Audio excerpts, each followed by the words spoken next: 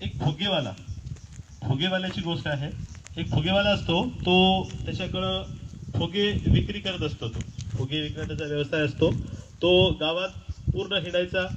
ज्या ज्या ठिकाणी त्याच्याकडं भरपूर रंगाचे त्याच्याकडं फुगे होते, लाल, पिवळे, काळे, हिरवे, गुलाबी, भरपूर त्याच्याकडं फुगे होते.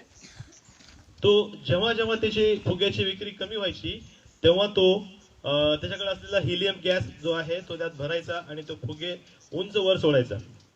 ते लहान लहान मुलं असतात, ते फुगे लांबून पाहतात आणि ते येऊन त्याची विक्री व्हायची. विक्री त्याची वाढायची आणि तो त्या पद्धतीनं तो नेहमी ही ट्रिक वापरायचा. असं करत असताना त्याच्याकडं एक लहान मुलगी येते. ती त्याचा शर्ट ओढते असा आणि म्हणते, काका, त्या काळ्या रंगाचा जो फुगा आहे तो वर जाईल का? आपलं उत्तर काय असेल बरं त्या ठिकाणी? आपण काय म्हणलं असतं? जाईल. त्याचं उत्तर होतं, बाळा, त्या रंगावरून ते फुगा उडत नाही, तर त्याच्या आत जे आहे त्यामुळे तो उंच जातो.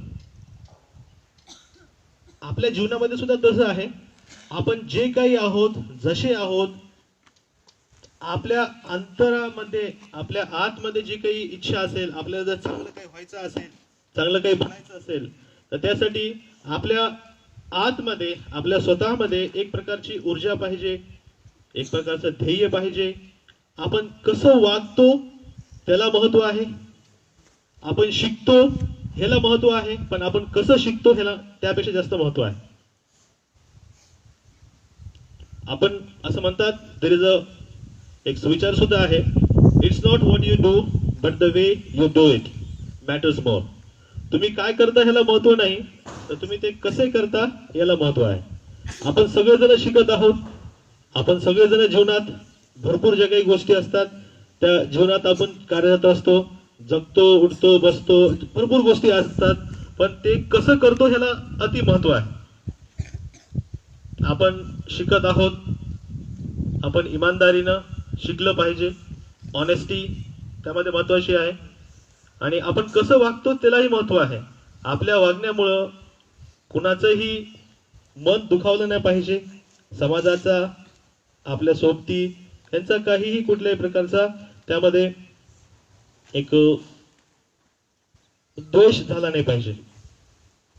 माझी तुमच्याकडून एकच अपेक्षा राहील की आपण कसे चांगलं लोक आपल्याला म्हणतील ते त्याची तुम्ही वाट पाहू नका. तर आपण स्वतः चांगले झालं पाहिजे. आपण स्वतःला आपण ते समजलं पाहिजे की आपल्यामध्ये सुधारणा होत आहे, आपण सुधारलंच पाहिजे. कारण लहानपणीच्या शालेय जीवनामध्ये तुम्हाला भरपूर प्रकारचं मार्गदर्शन तुम्हाला भेटत असतं. ते तुम्हाला पुढच्या लाईफमध्ये ते तुम्हाला मार्गदर्शन कोणीहीच देणार नसतं. त्या ठिकाणी तुम्हाला कोणी बंधन नसतं, कोणी तुम्हाला सांगणारं नसतं.